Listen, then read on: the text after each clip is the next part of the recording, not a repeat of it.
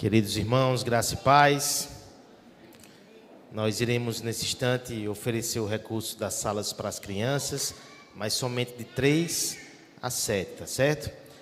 A turma de 1 a 2 anos não vai funcionar, porque nós não conseguimos professoras para as duas turmas de 3 a 6, então a professora, ela que ia dar de 1 a 2, resolveu subir para suprir a demanda, então teremos salas de 3 a 6 e a de transição de 7, lá na sala ao lado do gabinete. Se você deseja fazer uso desse recurso com suas crianças, leve bem discretamente.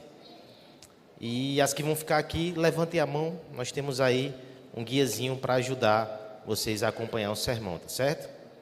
Levantem a mão as crianças aí. Levanta a mão, Asna, solta o biscoito. Tem um aqui na frente. Levanta a mão, João, também, ó, para tu pegar um papelzinho para tu. Não gosta de desenhar, não? Gosta.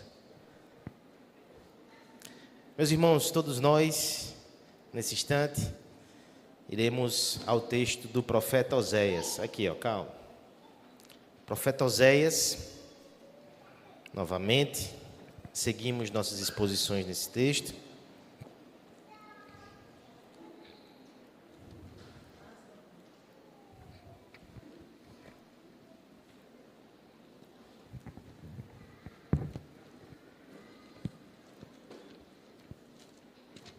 Oséias capítulo 9, na semana passada nós fomos até o verso 9 do capítulo 9, agora nós iremos do 10 em diante, até o final do capítulo 10, se o Senhor assim nos permitir.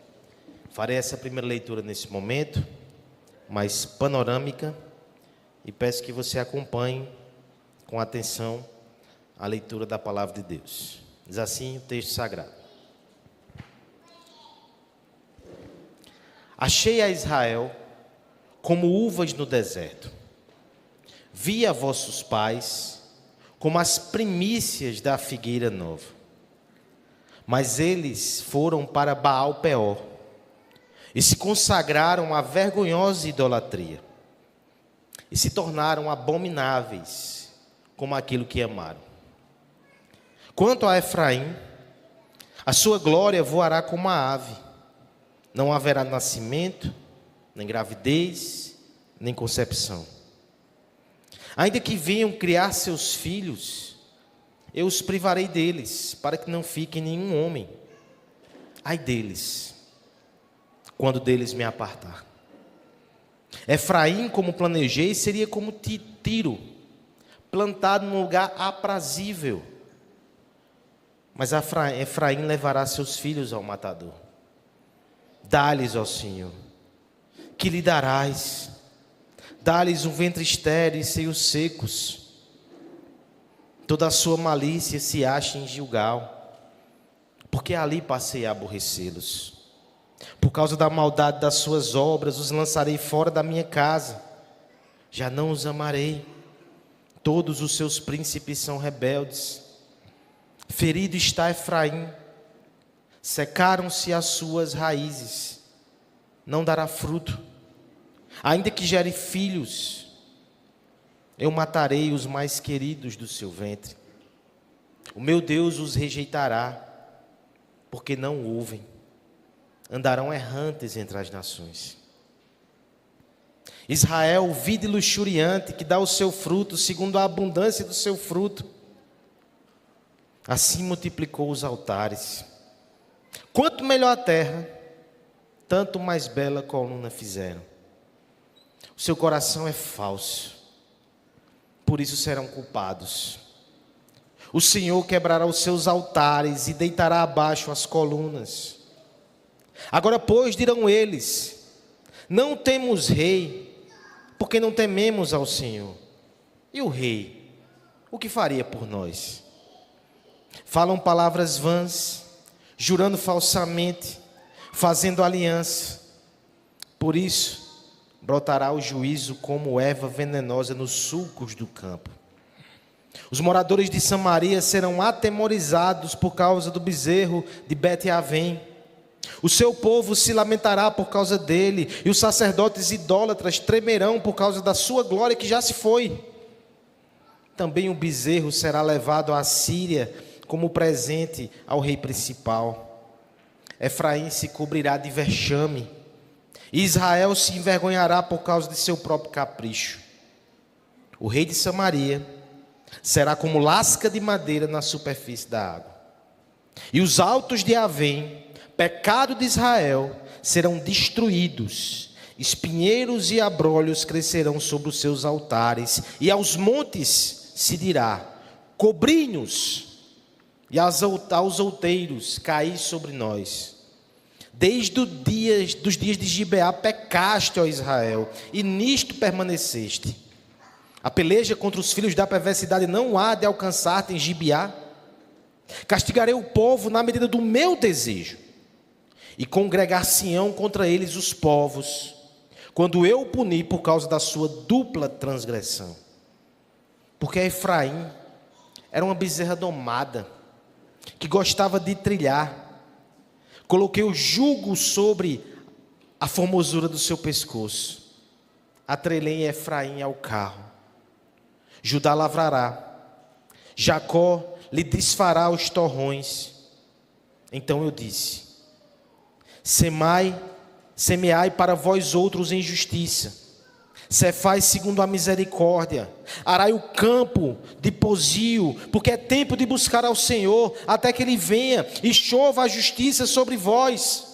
Araste a malícia, colheste a perversidade, comestes o fruto da mentira, porque confiaste nos vossos carros e na multidão dos vossos valentes. Portanto, entre o teu povo se levantará tumulto de guerra, e todas as tuas fortalezas serão destruídas.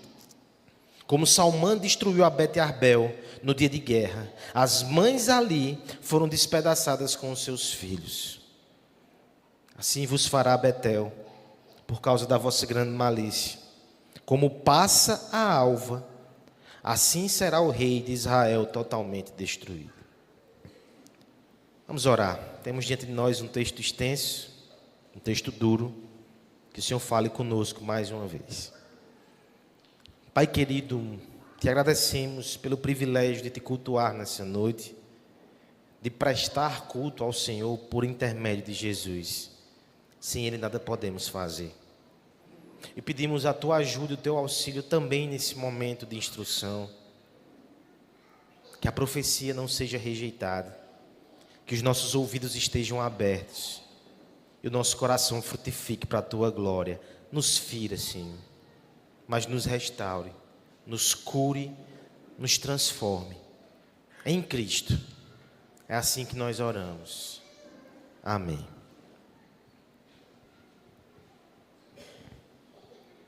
O que é mais doloroso? A imagem, o retrato de uma traição, o flagra, a cena que coloca em cores vívidas e nítidas o fim de uma aliança. É isto que é mais doloroso de se ver?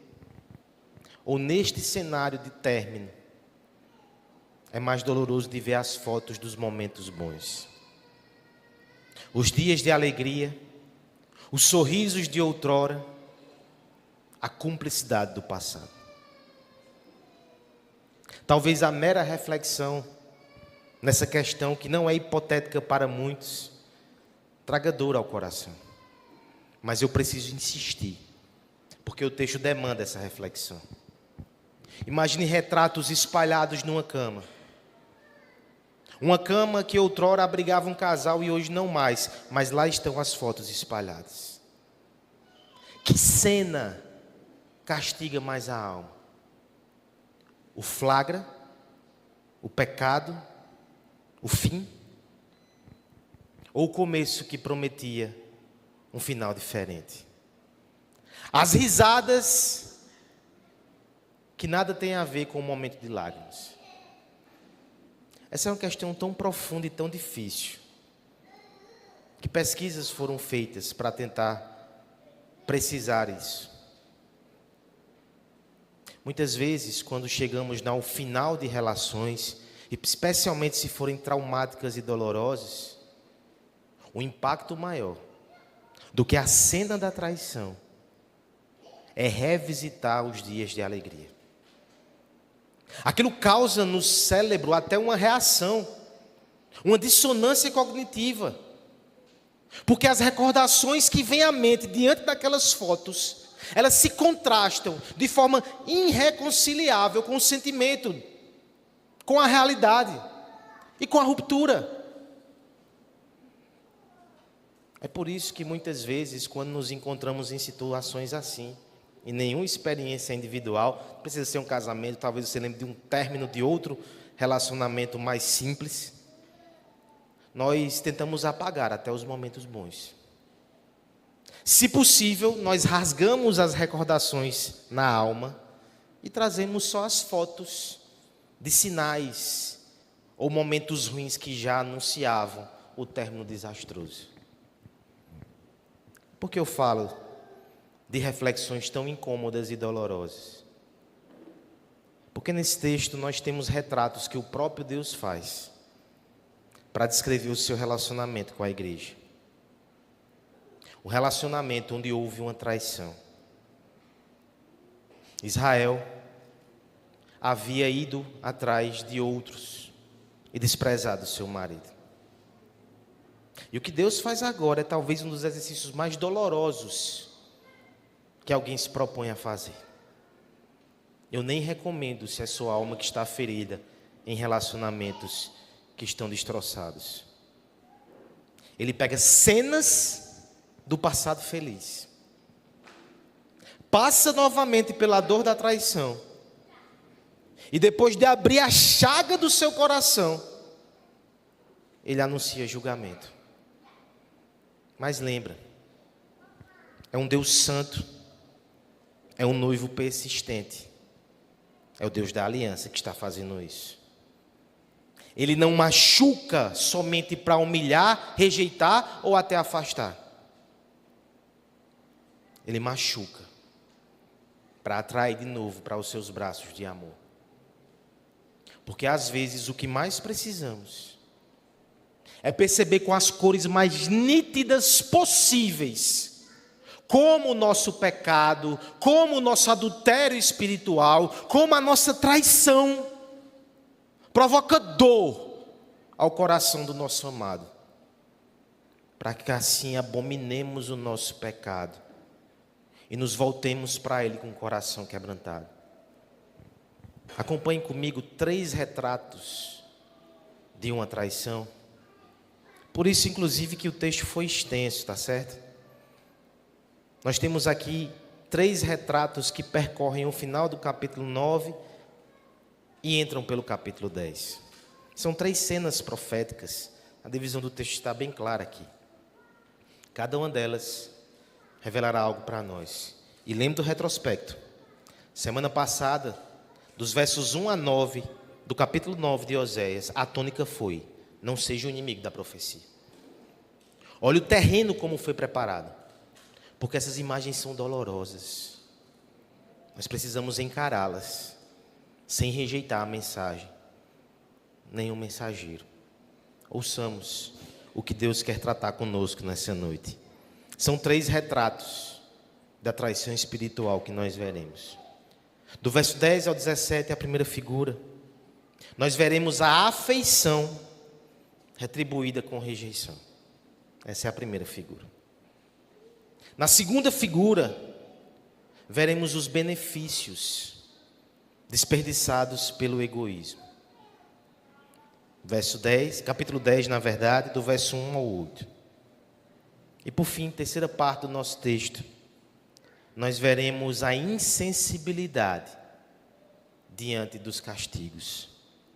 Versos 9 até o verso 15, e assim nós iremos concluir, se o Senhor permitir. São 3 figuras proféticas, e são as 3 figuras que eu vou pedir para as crianças fazer. Uma de cada vez, tá certo? Primeiro então, vamos ao capítulo 9, do verso 10 ao 17, eu queria que lêssemos mais uma vez de forma alternada. E logo em seguida, nós iremos considerar essa primeira imagem, como ela nos confronta, como ela tratará com o nosso coração. Capítulo 9, profeta Oséias, do verso 10 a 17. Leia comigo de forma alternada. Diz assim o texto sagrado: achei a Israel como uvas no deserto. Vi a vossos pais como as primícias da figueira nova. Mas eles foram para Baal Peor e se consagraram à vergonhosa idolatria e se tornaram abomináveis como aquilo que amaram.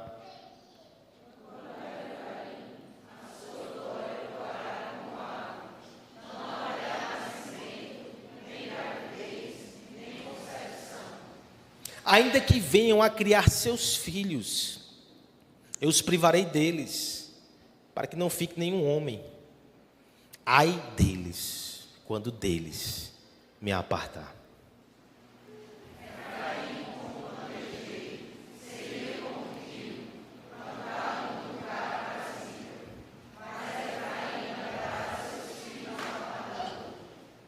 Dá-lhes, ó Senhor, que lhe darás? Dá-lhes um ventre estéril e seios secos.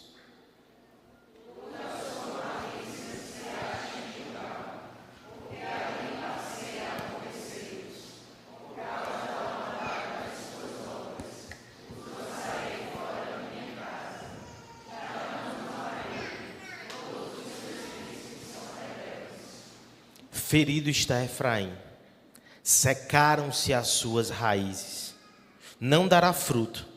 Ainda que gere filhos, eu matarei os mais queridos do seu ventre.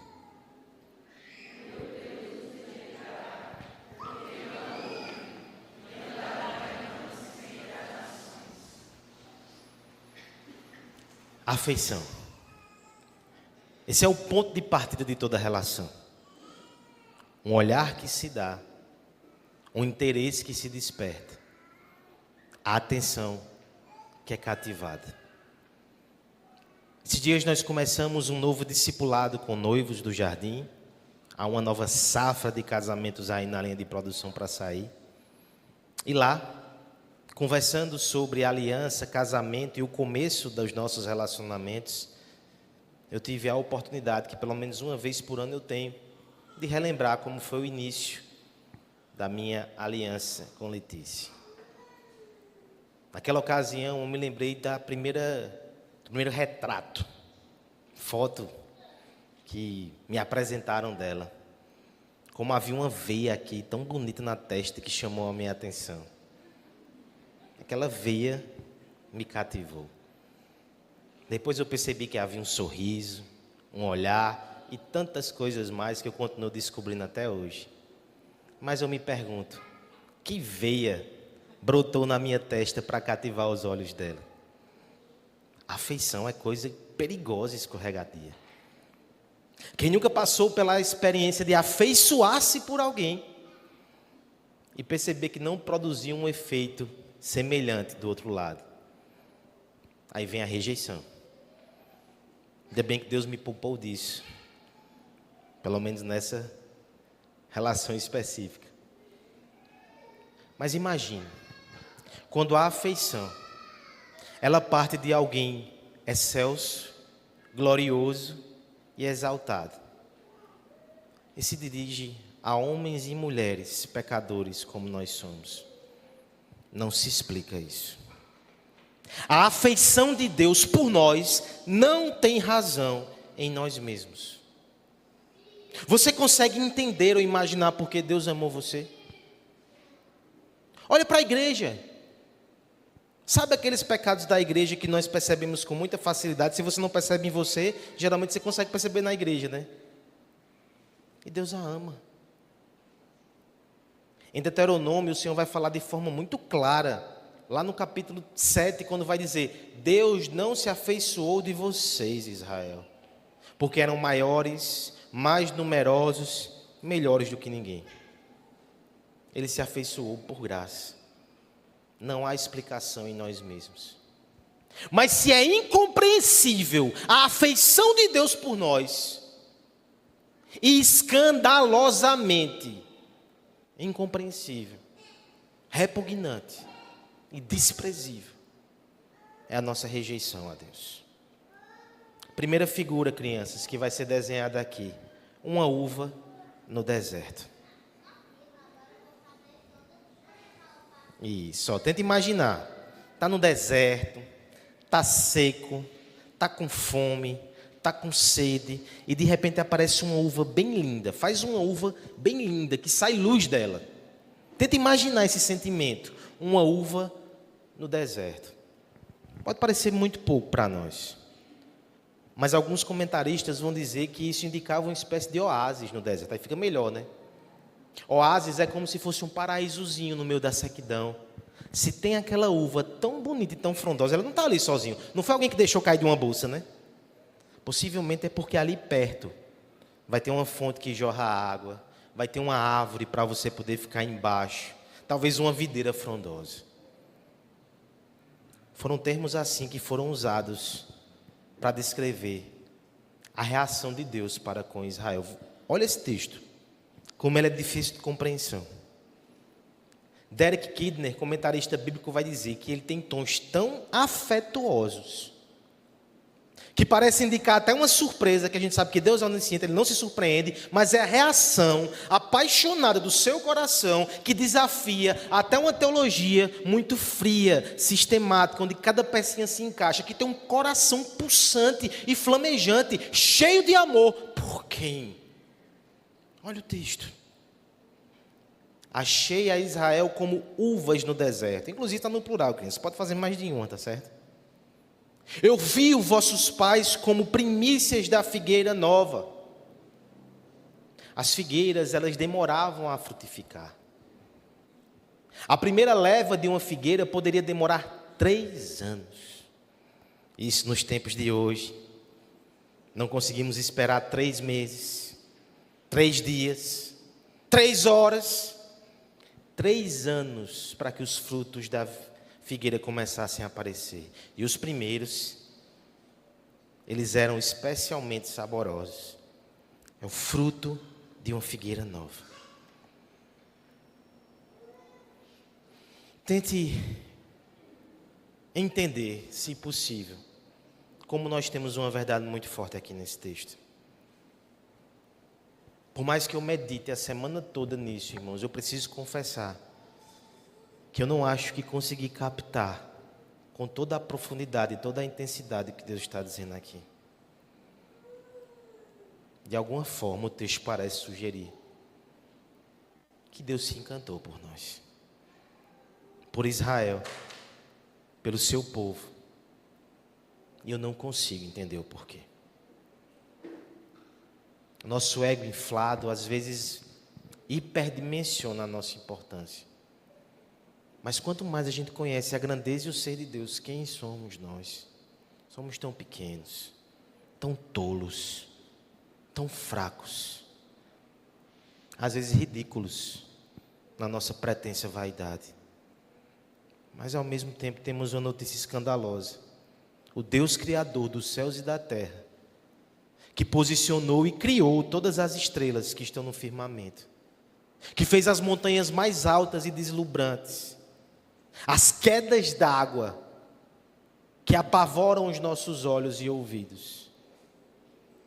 Ele olhou para nós e se afeiçoou. E por que eu insisto nisso? E por que eu tento trazer todo o impacto dessa declaração?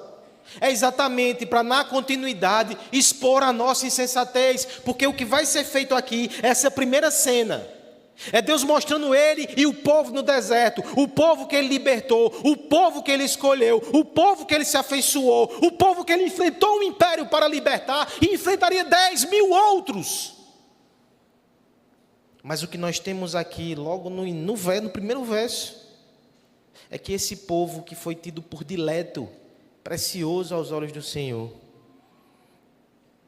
eles já tinham as sementes de idolatria, que vingaram muito cedo. Nós temos aqui a menção, no verso 10, a Baal Peor. Isso aconteceu lá em Números capítulo 25. Os homens de Israel foram seduzidos pelas moabitas.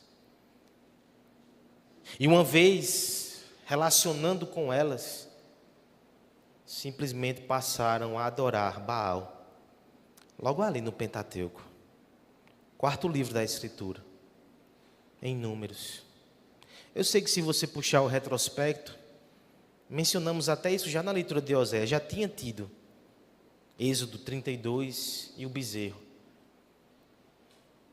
Mas o que o Senhor está fazendo aqui é como quem diz: com tanto afeto, escolhi vocês. E desde o início vocês se voltam para ídolos e desprezam o meu amor. A consequência disso ainda no verso 10. Vocês se consagram à vergonha e se tornam abomináveis como aquilo que amaram. Nós parecemos com quem adoramos. Isso é a tônica central, inclusive, de um livro densamente teológico, J. Cabil. Nós somos aquilo que adoramos. Fomos criados para adorar a Deus e assim refletir a sua glória, sendo a sua imagem. Esse é o propósito esculpido lá no Éden. Mas todas as vezes que desviamos a nossa adoração, que colocamos no lugar errado o nosso coração, por consequência, nos tornamos parecidos não com Deus, mas com os ídolos. O presbítero Fábio já nos explicou a respeito dessa dinâmica lá no Salmo 115. Mas eu quero mais uma vez trazer a tragédia dessa cena. Se no primeiro momento Deus olhava para a gente e se alegrava em nós, mesmo fracos, pequenos, um povo que tinha saído do Egito todo machucado, Ele olhava para nós e via beleza ali por graça. De repente Ele passa a nos olhar e a gente parece com as abominações que cultuamos. É por isso que há uma repreensão tão pesada. Agora não serei tão meticuloso, tá certo? Você está talvez preocupado com a hora. Mas os próximos versos aqui são de rasgar o coração. O verso 11 vai dizer: quanto a Efraim, é como se ele dissesse: ó, a cena do passado é essa. Agora não pensem que isso é um retrato somente do passado. Olha, Efraim, vocês estão fazendo comigo. Vocês persistem no caminho da idolatria, por isso a glória de vocês vai voar como uma ave. A glória aqui, que tem vários significados no Antigo Testamento, nesse caso específico tem a ver com o número. Porque Efraim foi alistado. Efraim frequentemente é usada por Oséias para representar inclusive as outras tribos, e no caso específico tem uma razão aqui muito interessante. Efraim ficava na região montanhosa. Outras incursões a essa altura já haviam sido feitas por impérios rivais, e eles atingiam outras tribos, mas Efraim ficava em cima, e Efraim orgulhava-se por aquela situação de proteção, porque enquanto as outras tribos diminuíam demograficamente, ele continuava grande, ele continuava protegido. Perceba que Deus vai tocar nessa ferida, não vai ser mais assim. Olha o verso 11, o que é que ele diz? Não haverá nascimento, gravidez, concepção. É interessante que ele faz de trás para frente, né? Como se dissessem: vocês só não verão mais novas pessoas chegando, ou a redução demográfica. Eu quero que vocês percebam a lógica, eu estou por trás disso. O que está sendo dito aqui, não necessariamente de forma literal, é exatamente um problema de natalidade ali. A figura aqui, porque inclusive isso vai ficar mais claro, ainda que vocês tenham filhos, que venham criar os seus filhos, eu tomarei os filhos de vocês. Confesso, irmãos, que esse tipo de texto também me choca. Porque é o inverso. Porque é o inverso do que Deus faz, né? Quem quer matar os filhos é Faraó. Quem sacrifica as crianças é Moloque. Por que Deus está dizendo isso? Temos algumas hipóteses. Alguns comentaristas vão dizer que essa reversão é o contrário da bênção do Senhor. Lembra de Abraão? Uma multidão incontável, uma posteridade, um nome, uma terra, tudo isso aqui vai ser desfeito. Vocês serão envergonhados. O texto vai dizendo que vocês serão expulsos dessa terra, e uma grande multidão não mais sairá de vocês, vocês serão reduzidos. É uma reversão da bênção de Deus. Mas tem uma aplicação ainda mais forte e mais dura. Aquele povo caminhava para uma idolatria terrível. E alguns deles entregariam seus filhos em sacrifícios. Deus está dizendo: eu vou tomar antes que isso aconteça. Eu prefiro retirar logo, antes que vocês corrompam essas crianças. Essa interpretação ela é muito forte, porque tem uma parte aqui do nosso texto que vai dizer que Efraim levará seus filhos ao matador. Veja o verso 13. Eu planejei Efraim como Tiro. Tiro era uma cidade armada, era uma cidade quase que penetrável. Eu pensei, isso para vocês, Efraim, fui eu que dei essa bênção. Plantado num lugar aprazível, eu me afeiçoei de você, eu protegeria você, mas você levará os filhos ao matador, por isso eu tomarei eles antes. Você consegue perceber a força dessa verdade? Quando nós deixamos de perceber a afeição de Deus, quando costumamos desprezar ou ignorar o seu olho de graça sobre nós, nós nos tornamos desfigurados à imagem das divindades falsas que acabamos cultuando e faremos mal aos nossos filhos. E às vezes, Deus vai parecer até machucar, mas Ele está preservando essas crianças da maldade que há em nós. Tudo isso porque rejeitamos. Tudo isso porque o aborrecemos. Tudo isso porque o desprezamos. Essa é a primeira figura. E ela é muito dolorosa. Como é que a gente pode mapear isso na nossa vida? Houve um tempo, irmãos, espero que você esteja assim ainda, que tudo que nós alegrava o nosso coração era pensar na salvação de Deus. Você lembra quando você se converteu e de repente foi tomado por espanto porque Deus te amou? Te amou a tal ponto de enviar o filho dele para ser o teu salvador. Mas depois a gente vai parando de valorizar isso. A gente começa a querer outras coisas de Deus. E quando Deus não nos dá, nós ficamos irritados e começamos a medir o seu amor por qualquer outra coisa que temos, alguma bênção, alguma relação, alguma coisa que queremos muito. E parece que a gente deixa de valorizar a afeição de Deus. Isso é um terreno perigoso, é o terreno da traição. Porque se seguimos por essa vereda, daqui a pouco estaremos nos encantando com ídolos e não mais nos alegraremos porque Deus nos ama. Eu espero que hoje você seja lembrado de como é precioso ser amado por Deus. E se Ele não nos desse nada, Ele nos deu o seu Filho. Que amor é maior do que esse? Parar de valorizar isso é trair Ele, é trazer maldição, é trazer juízo. Que lembremos disso. Esse texto ele vai ser resgatado 2 vezes no Novo Testamento. O próprio Jesus, lá em Lucas 23, quando está no caminho da crucificação, algumas mulheres vêm até ele, estão chorando ali, ele diz: chorem por vocês e por seus filhos. Ele evoca esse texto aqui. Ele faz um pronunciamento muito sério. Vocês estão assim quando a lenha está verdinha e está molhada. Imagina quando ela estiver seca. O que ele está querendo dizer assim? Vocês estão com o coração contrito, mas me rejeitam. Me rejeitam. Eu estando aqui diante de vocês. Imagine quando eu não estiver mais. Imagine o perigo que nós vivemos hoje. 2026, 2000 anos depois que Jesus já foi assunto aos céus.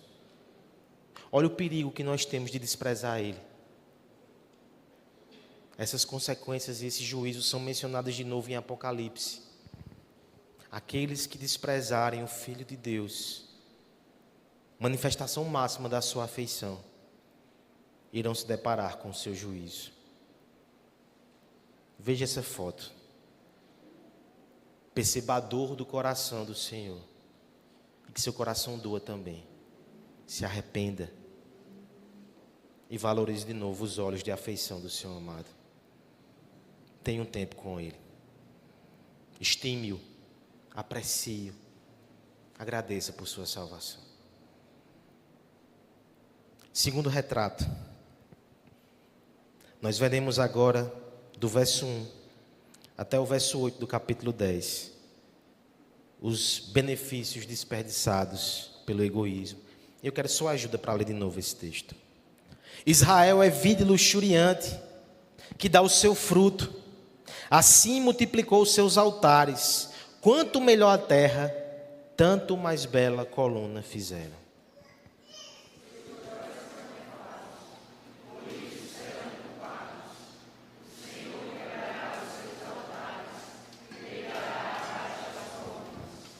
Agora, pois, dirão eles: não temos rei, porque não tememos ao Senhor. E o rei, o que faria por nós?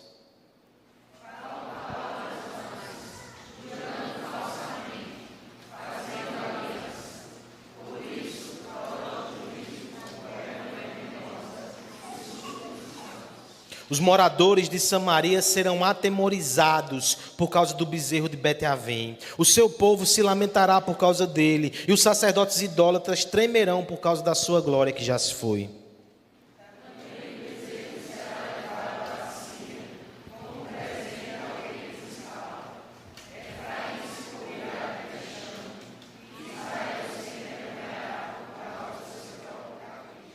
O rei de Samaria será como lasca de madeira na superfície da água.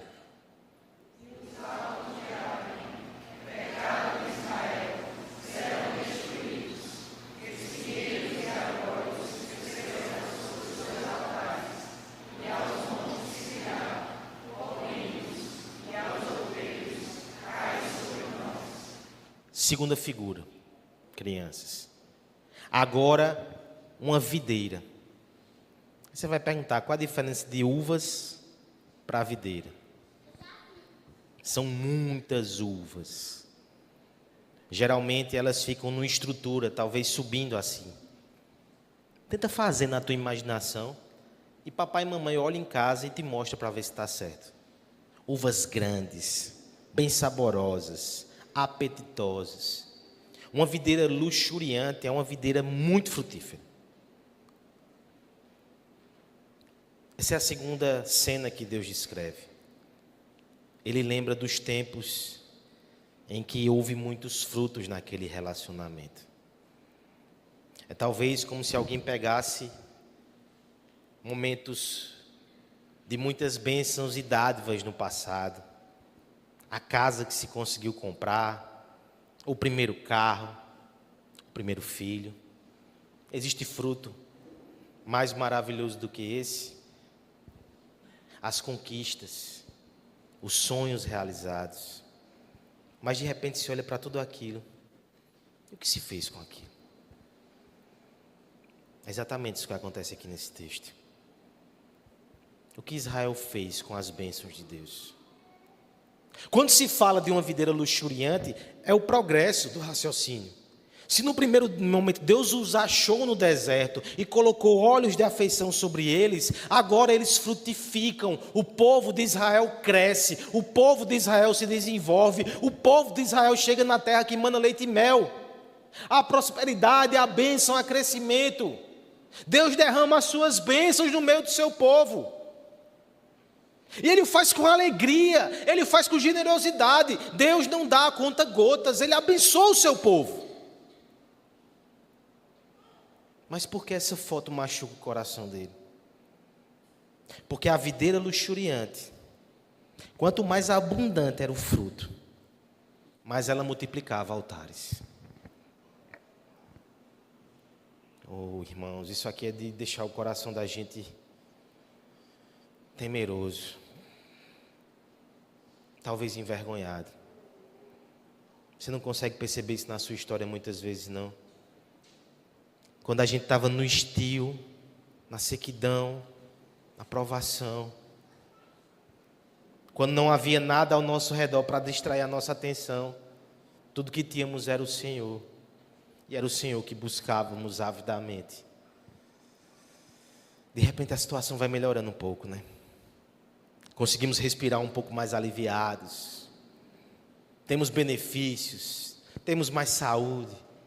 Começa a vir uma farturazinha. Estamos em dias melhores. Estamos em campos mais espaçosos. Quanto mais fruto chega, mais altar a gente vai construindo. De repente, aquele crente tão sincero e piedoso, tão ávido na busca do Senhor, começa a receber bens. E ao invés de se tornar generoso, torna-se ganancioso. Passa a cultivar os seus bens e não usa eles para servir ao Senhor. Talvez, quando era mais apertado, fosse mais generoso e investisse mais na obra de Deus. Mas agora está muito preocupado com os seus frutos e passa a dedicá-los aos ídolos. Talvez, quando vivia em situação mais incômoda, mais difícil, mais apertada, era fiel ao Senhor, buscava a sua vontade, servia, e ninguém sabia nem como. Como é que esse homem e essa mulher estão servindo, tão apertado que é a sua situação? Mas era uma prioridade do seu coração. Agora, porque Deus nos coloca num lugar mais espaçoso, viramos idólatras do conforto. Será que esse não é o triste retrato de muitos aqui? Que olham para os melhores dias de serviço, de dedicação ao Senhor, e esses dias não são hoje. São no passado. Onde talvez passasse por mais aperto. Mas de repente a gente estima demais o nosso conforto. Os nossos frutos não são para o Senhor. São para os nossos ídolos. Faça um inventário. Faça um inventário. Quais são as bênçãos que você tem hoje? Que há pouco tempo atrás, ou muito tempo atrás, eram motivos de oração. Sua família, sua casa, algum bem, um emprego que Deus te deu, uma igreja que Deus te deu.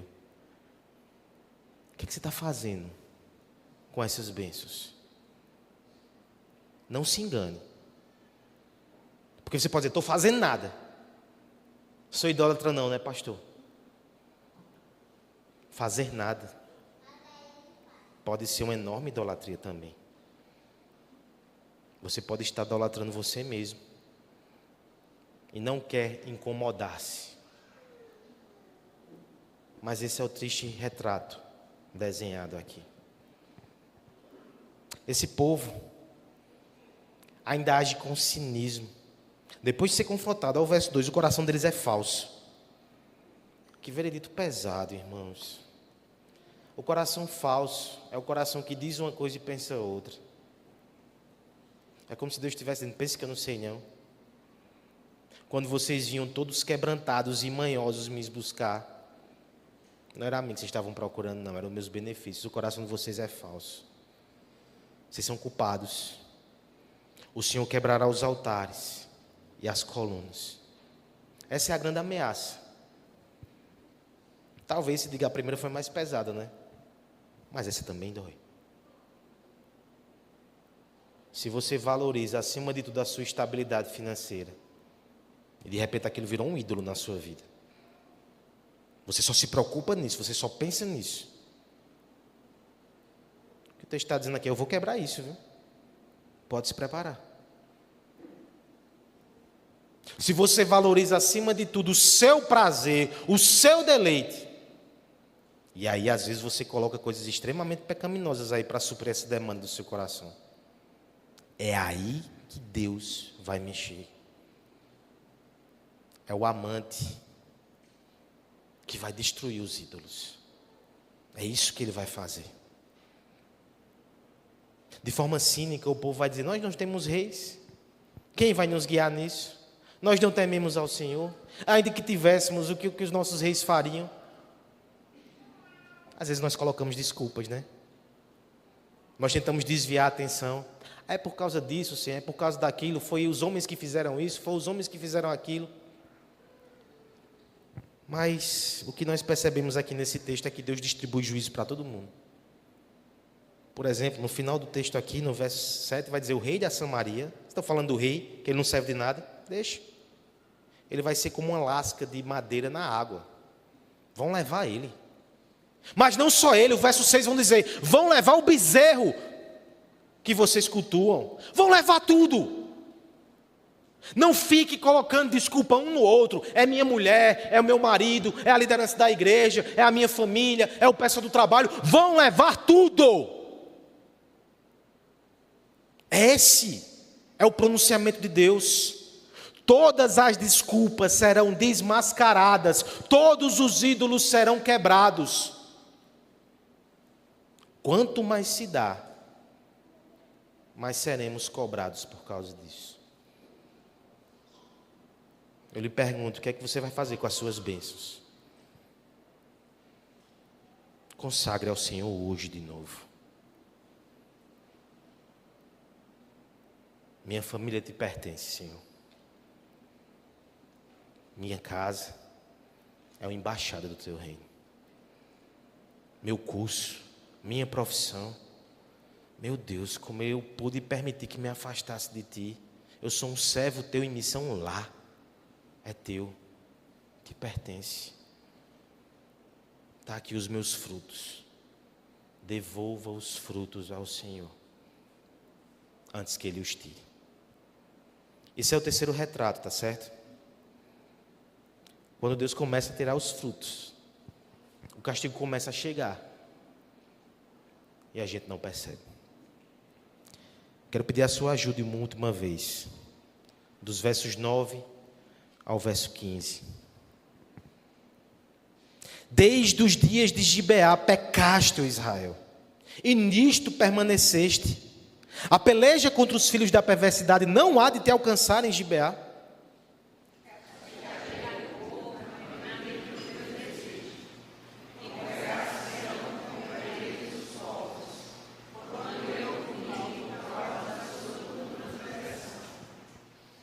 Porque Efraim era uma bezerra domada, que gostava de trilhar. Coloquei o jugo sobre a formosura do seu pescoço. Atrelei Efraim ao carro. Judá lavrará, Jacó lhe desfará os torrões.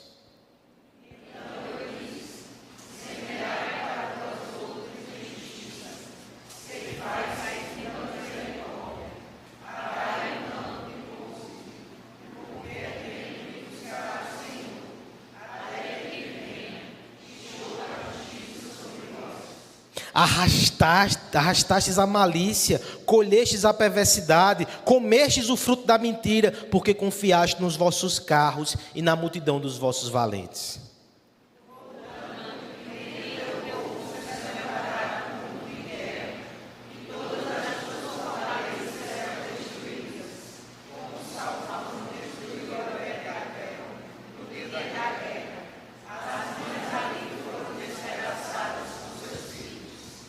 Assim vos fará, Betel, por causa da vossa grande malícia. Como passa a alva, assim será o rei de Israel totalmente destruído. Terceira figura, crianças. Desenhe agora uma bezerra solta no campo, brincando bem feliz, talvez pulando e saltitando. Mais uma figura agrícola que foi usada para Israel. A bezerra livre, solta aqui, não é a bezerra selvagem. Essa foi uma figura do último sermão, ou do penúltimo. Na verdade é diferente, é um animal que ele pode ficar arando solto. É como se o dono tivesse tanto afeto ali, que conseguisse organizar a sua plantação de modo que não precisasse colocar um arado sobre ela. Ela pode ir ali pisoteando, comendo. Ela pode se divertir ou se alegrar nas terras do seu Senhor. O texto vai dizer, inclusive, que ele olhava para o pescoço e via formosura. Alguns aqui que têm os seus animaizinhos, os seus pets, podem entender esse sentimento, né? Na figura agrícola da plantação fica até esquisito. Mas o amor de Deus, com todo respeito, em alguns momentos é bem esquisito assim. O texto vai dizer aqui que ele via Israel desfrutando da terra, se divertindo e se alegrando. E ele não colocava um jugo mais pesado do que deveria. Ele até tirava o jugo. Você já passou por isso, irmão? Creio que sim, espero que sim. Existem momentos que a leveza de Deus invade a tua alma. Especialmente quem é liberto pelo pecado e de repente respira os ares do perdão e do evangelho. Talvez alguns aqui que estavam sob jugo severo de religiosidade, afastados da liberdade do evangelho e da alegria da proclamação da livre graça de Deus, e de repente começam a sentir esses ares e ficam mais leves e ficam mais livres. Essa é a cena que Deus está dizendo. Eu me lembro desses dias. Perdão. Mas de repente a figura muda, o jugo é colocado ali, a mobilidade diminui. De forma interessante, vai ser dito até que outras ações mais pesadas ele começa a fazer, por exemplo, desfazer os torrões. Era algo difícil de fazer.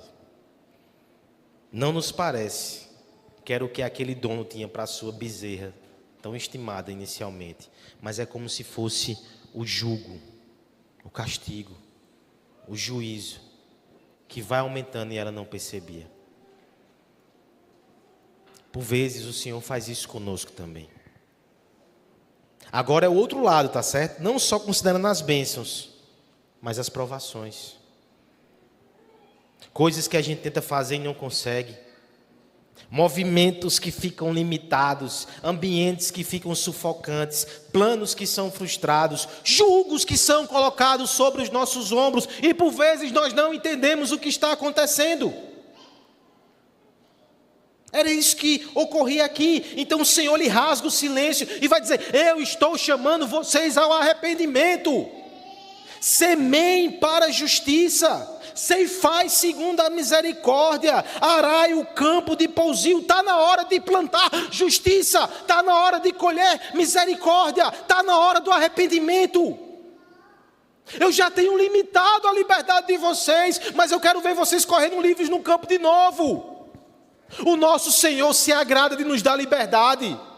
O jugo de Cristo é um jugo leve. Mas por vezes, Ele retém a sua mão, Ele nos permite ficar encaixotados em circunstâncias difíceis. Por quê? Porque estávamos andando para o mal. Deus prefere limitar a sua liberdade do que permitir que você corra para o mal. Mas quando você começa a plantar para a justiça, Ele vai desatando as cadeias e os nós. Ele vai te levando para pastos largos novamente. Ele vai te afastando desse caminho de juízo. No final do texto tem uma proclamação. Aqueles que colhem malícia, verso 13, colhem perversidade, comem o fruto da mentira. O juízo ele vai sendo descrito aqui até com mães e filhos sendo mortos, despedaçados. E no final o próprio rei é destronado. A gente sabe que isso aconteceu. É o exílio.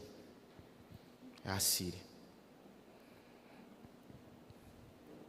Mas por que Deus mostrou esse retrato?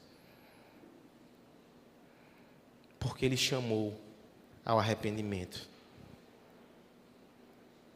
Esse é o coração do nosso Deus. Ele pleiteia com cada um de nós nessa noite. Mudem de curso. Voltem-se para mim. Eu tenho algo diferente para vocês.